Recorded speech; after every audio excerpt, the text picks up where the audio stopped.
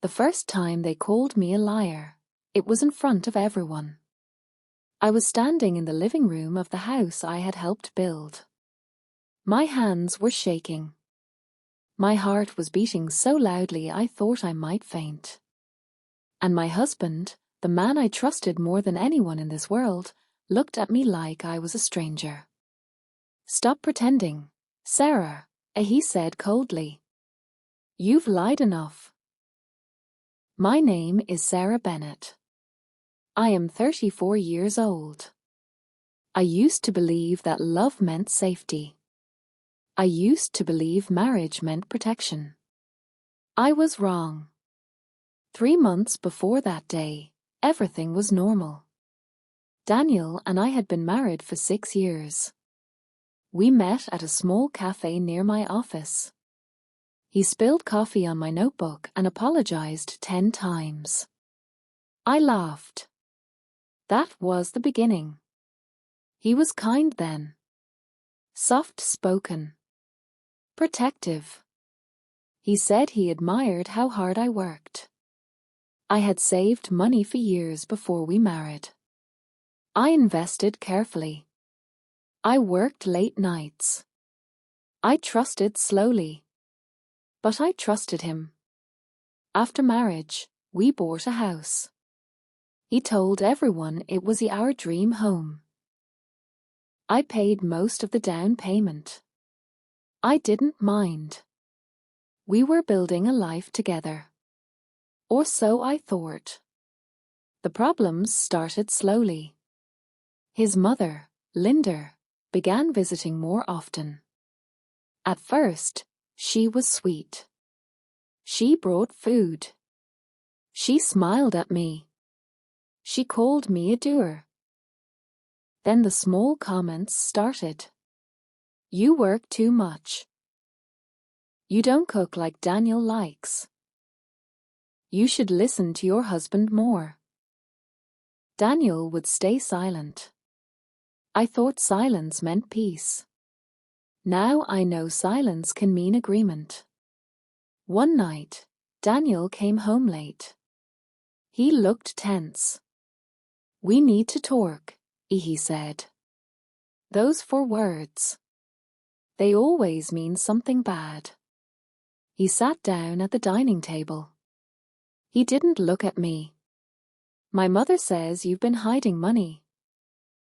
I blinked. "What?" "She says you moved money from our joint account." I felt confused. I didn't hide anything. I moved some savings to my investment account. You knew that. He shook his head. "You didn't ask me." I don't need permission for my own savings. That was the first time his eyes changed. Cold. Distant. "See?" he said. "That's the problem. You always think everything is yours." I couldn't believe what I was hearing. I paid most of the bills. I bought the furniture. I handled the investments. But suddenly, I was selfish. Over the next weeks, small arguments became big ones.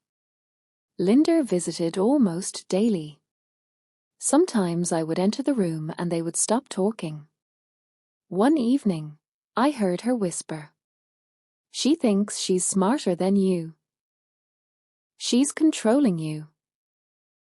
Don't let her take everything." Everything? What everything? Then came the hospital day. I fainted at work. The doctor said it was stress. "Your blood pressure is too high," he warned. "You need rest." I went home early that day, hoping Daniel would care. Instead, I walked into the living room and saw Linda holding bank papers. She looked at me like she had caught a criminal. "So," she said sharply, "you thought we wouldn't find out?" My heart dropped. "Find out what?" Daniel stood up. You transferred a large amount to another account. Yes, I said slowly. My business account. You never told me, he said. I did. 2 months ago. No, you didn't. Linda crossed her arms. Lies. She's lying again. Again? What again? I felt something break inside me. Daniel, I said softly, why would I lie about my own money? He didn't answer. That silence again. That painful, heavy silence. The next morning, he changed the house password. Without telling me. I found out when my code didn't work. I stood outside my own house, shaking. He opened the door slowly. You should have told me before making financial decisions, he said. I have never hidden anything from you. He stared at me. You've changed. No. He had. The final blow came one Sunday afternoon. Linda had invited relatives over. Without telling me. I walked into the living room and everyone went quiet. Daniel stood up. We need to clear something today, he announced. My stomach turned. Sarah has been secretly moving money. She claims it's hers. But in marriage, everything is shared. I felt like the air left my lungs. I tried to speak. But Linda spoke louder. She has been planning to leave him. That's why she's hiding funds. Gasps filled the room. I looked at Daniel. Do you believe that? He didn't answer. That silence again. And then he said it. Stop pretending, Sarah. You've lied enough. The room blurred. I had never felt so alone. That night, I packed a small suitcase. Not because I was guilty, but because I finally understood something.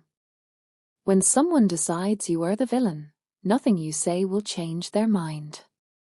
I left quietly. Daniel didn't stop me. I moved into a small rented apartment across town. For weeks, he didn't call. Instead, I received legal papers. He was accusing me of financial fraud. Fraud. The word made me sick. The woman who built our savings. The woman who paid for the house. The woman who supported him when he lost his job. Fraud. I cried for hours that night. But after the tears stopped, something else came. Anger. Calm, steady anger. If they wanted a fight, they would get one. This was no longer about marriage. This was about truth. And I was done being silent. The first night in my small apartment felt strange. It was quiet. Too quiet. No footsteps. No whispers. No cold silence from the dining table. Just me. And the sound of my own breathing. I sat on the floor because I didn't even have proper furniture yet. My suitcase was still closed. I felt empty. 6 years of marriage. 1 accusation. And suddenly I was homeless in my own life. My phone buzzed. A message from Daniel. My lawyer will contact you. Not a you okay? Not let's talk. Just legal language. I stared at the screen for a long time. Then I did something I never thought I would do. I searched for a lawyer. 2 days later, I sat in a quiet office across from a woman named Emma Clark. She looked calm. Sharp eyes. Soft voice. "Tell me everything," she said. And I did. I told her about the savings, the house deposit, the investment account, Linda's comments, the family meeting, the fraud accusation. When I finished, she leaned back. "Did you ever transfer his money to your personal account?" "No." "Did you hide funds?" "No." "Do you have records?" "Yes. Every single one." For the first time in weeks, I saw something powerful in someone's eyes. Confidence. She nodded slowly. "Good. Then we fight." Daniel's lawyer sent official papers 3 days later. The claim was simple but cruel. I had secretly moved shared marital funds into a private account to prepare for divorce. I read the paper 3 times. Every word felt like a slap. They even wrote that I was a financially manipulative. Manipulative. The woman who paid his student loan when he couldn't. The woman who covered bills when he lost his job. The woman who supported his business idea that failed. Manipulative. I wanted to scream. Instead, I organized files. Bank statements. Transfer receipts. Tax records. Property documents. Emmer told me something important. Truth wins when it is documented. And I had documented everything. 1 week later, something shocking happened. Emmer called me early in the morning. "Sarah," she said carefully, "we found something." My stomach tightened. "What?" "The house." "What about it?" "It's not fully under your joint ownership." I froze. "What do you mean?" She paused. "It appears Daniel transferred partial ownership to his mother 6 months ago." I couldn't breathe. "He what?" "He legally added Linda's name to the property deed." I sat down slowly. 6 months ago. That was when the arguments started. That was when she began visiting more. That was when the money accusations began. This wasn't sudden. This was planned. I felt cold. "He never told me," I whispered. Emmer's voice softened. "Do you have proof you paid the down payment?" "Yes." "Do you have proof you paid most installments?" "Yes." She exhaled slowly. Then this case just changed. That night I didn't cry. I didn't shake. I didn't feel weak. I felt betrayed. There is a difference. Crying is pain. Betrayal is clarity. They weren't confused. They weren't misunderstanding. They were preparing to push me out. If I had stayed silent, if I had left quietly, if I had not fought, I would have lost everything. A week later, Daniel requested mediation. We met in a neutral office. He looked different. More distant. More defensive. Linda was not allowed inside the room. For the first time in months, we sat across from each other alone. He avoided my eyes. "Why are you doing this?" he asked. I blinked. "Doing what?" "Making this legal. It didn't have to go this far." I stared at him in disbelief. "You accused me of fraud. You moved money. My money. It was in a joint account. It was my savings before marriage. He clenched his jaw. You never trusted me. I felt something inside me snap. I trusted you enough to build a life with you. You transferred our house to your mother. His face changed. You weren't supposed to know that. There it was. The truth. Not regret. Not apology. Just fear of being caught. The mediator asked softly, Mr. Bennett, did you inform your wife before transferring property rights? Silence. That silence again. The same silence from the living room. The same silence from the family gathering. The same silence before calling me a liar. Finally, he muttered, a no. That single word felt powerful. No. Not from me. From him. After mediation, Emma looked at me seriously. They were preparing to protect the house from you. From me? Yes. If they claimed you were financially dishonest, they could try to remove you legally. My chest felt tight.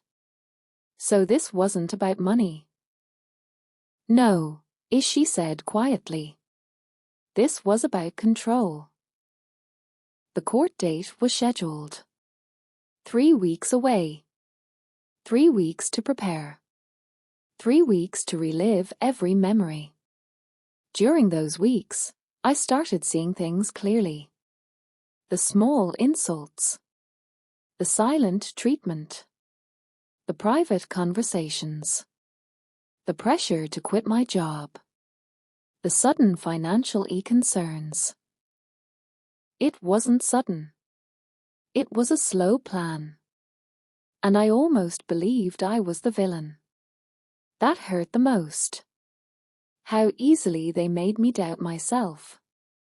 One evening, I received a call from Daniel's younger sister, Megan. Her voice was shaking. Sarah. I'm sorry. For what? I heard everything. Mom told everyone you stole money. But I saw the documents. My heart pounded. You saw them? Yes. Mom knew about the house transfer. She told Daniel to do it. I closed my eyes. There it was. Confirmation. Not imagination. Not paranoia. A plan. Why are you telling me this? I asked gently. Because it's wrong, she whispered. You were always kind to me. For the first time in weeks, I felt something warm. Not love. Not forgiveness. But validation. I wasn't crazy. I wasn't selfish. I wasn't a liar. The night before court, I couldn't sleep. I kept hearing Daniel's voice. You've lied enough. That sentence replayed in my mind. Over and over. Until I sat up in bed and whispered into the dark. No. I haven't. Tomorrow, I would say it in front of everyone. Not with anger. Not with tears. But with proof. The courtroom was colder than I expected. Not just the air. The feeling. Cold walls. Hard benches. Quiet whispers. The sound of shoes against the floor. I sat beside Emma, my hands resting on my lap. They were steady. 3 weeks ago, they were shaking. Not today. Across the room, Daniel sat next to his lawyer. He looked serious. Tired. His hair was slightly messy, like he hadn't been sleeping well. Linda sat behind him. Her chin was high. Her eyes were sharp. She didn't look worried. She looked confident. That confidence gave me strength. Because people who are too confident often believe they cannot be exposed.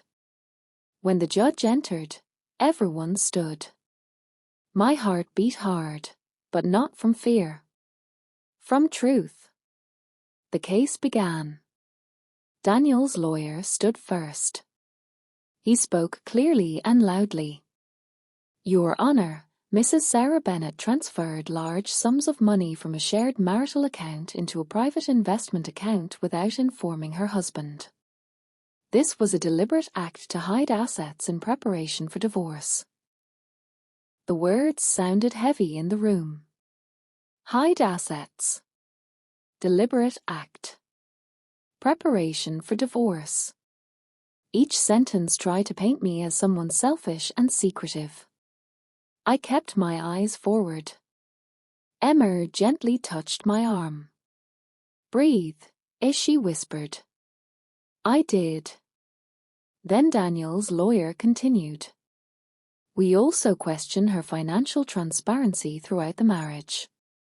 There were multiple transfers made without written consent. Written consent. I almost laughed. We were married, not business partners signing contracts every morning. But this was not the time for emotions. This was the time for facts. The judge turned toward us. Mrs. Bennett, how do you respond? Emma stood. Calm. Controlled. Your Honor, my client will respond with documented evidence. She handed over organized files. Bank statements. Tax records. Deposit slips. Property documents. Every page neat. Every transfer explained. Every number clear. Emma spoke clearly. The funds in question were originally Mrs. Bennett's personal savings before marriage. We have proof of premarital ownership. The account remained in her name legally. She paused. Furthermore, Mrs. Bennett paid 80% of the house down payment. We have transaction records. A quiet murmur filled the courtroom.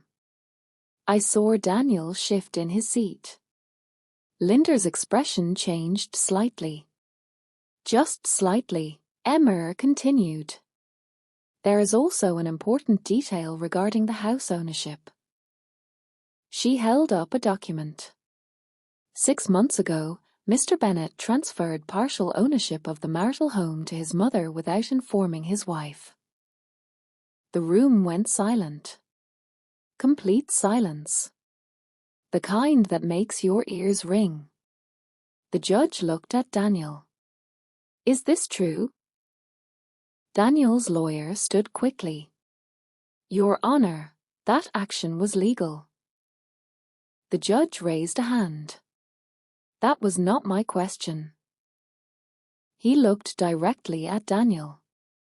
Did you inform your wife? Daniel swallowed. No. The word felt louder than anything else said that day.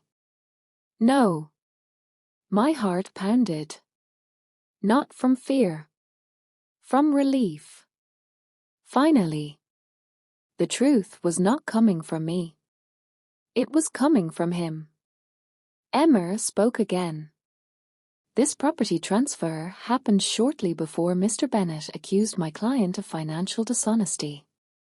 We believe this was a strategic move to weaken her legal position. Strategic move. The judge looked at the timeline. He looked at the documents.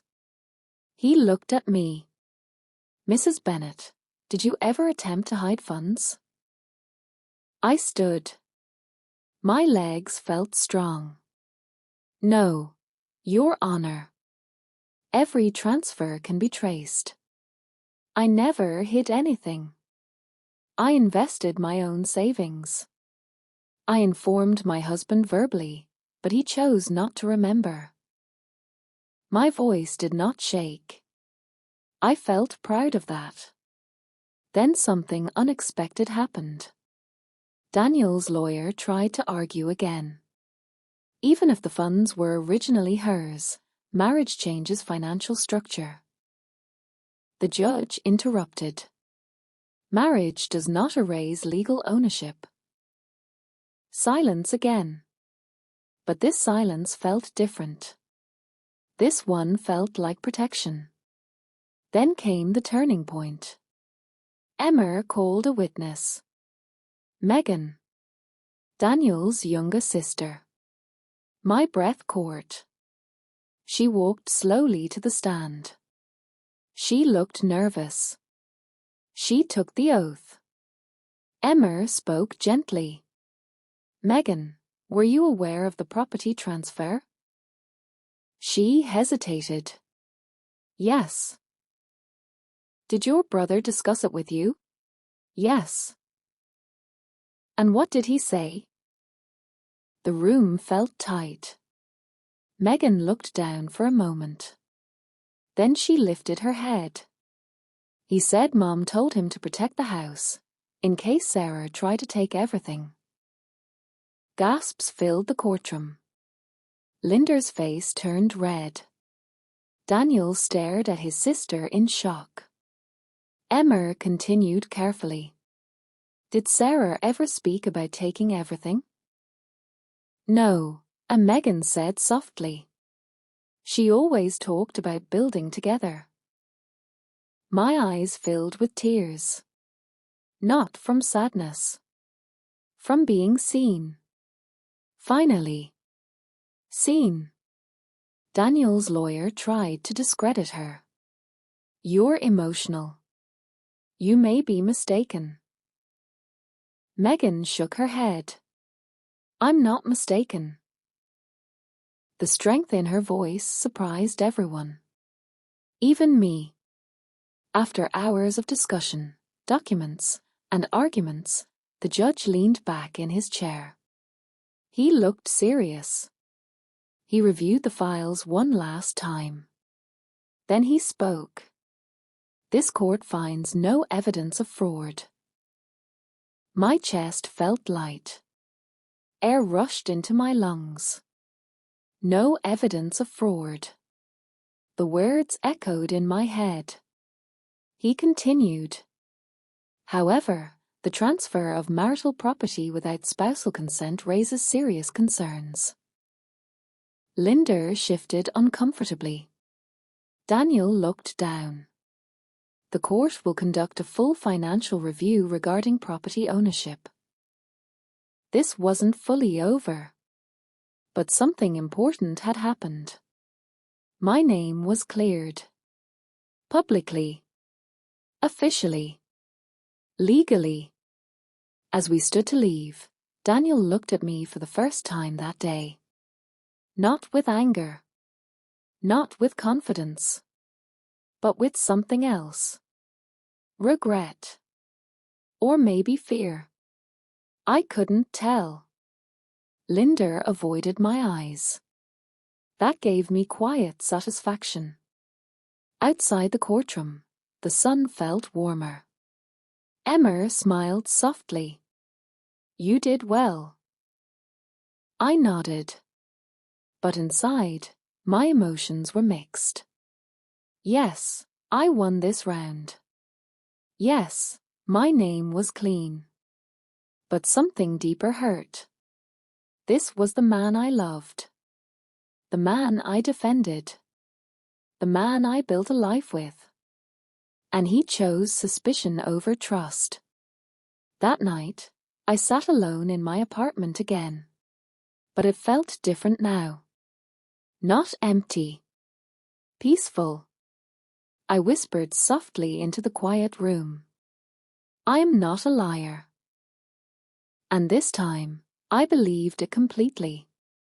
The financial investigation began 2 weeks later. I thought the worst was over. I was wrong.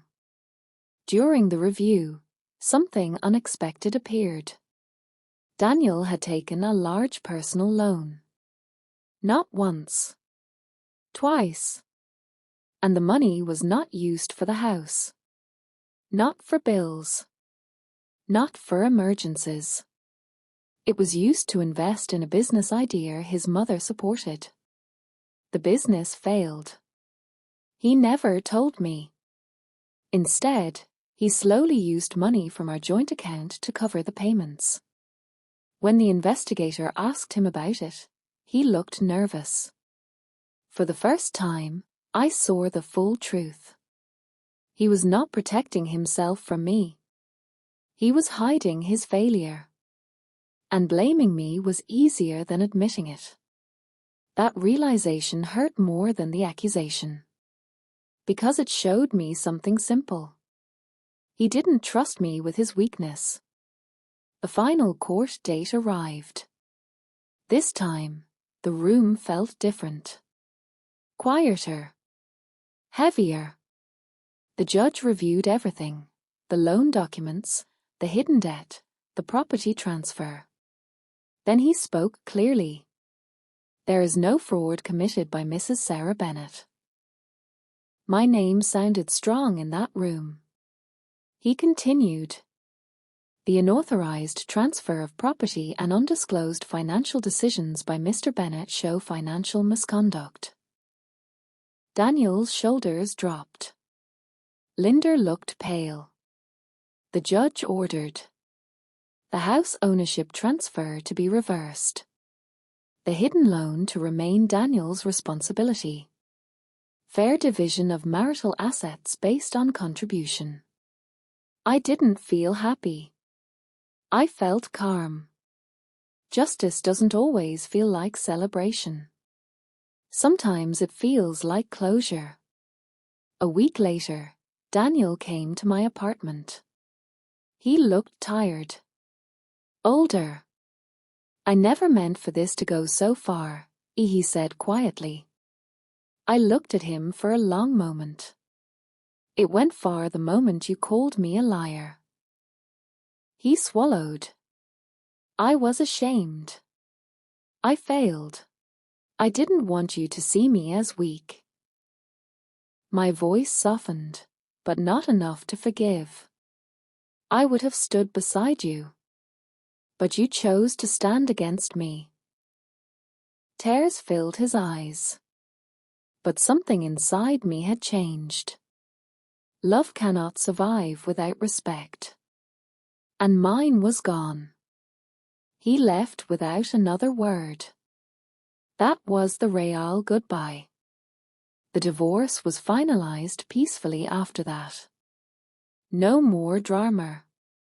No more accusations. I kept what I built. He kept his pride. Months passed. The apartment became home. I bought plants. I slept peacefully. No whispers. No silent blame. One afternoon, I ran into Megan at a cafe. She hugged me tightly. You were the strongest person in that courtroom, as she said. I smiled gently. No. I was just done being silent. A year later, I stood in front of a mirror. Stronger. Softer. Wiser. The pain did not disappear. But it no longer controlled me. I learned something important. When someone calls you a liar long enough, you start questioning yourself. But truth does not disappear just because someone refuses to see it. And love without trust is just control wearing a gentle mask. I lost a marriage. But I found myself. And that was worth everything.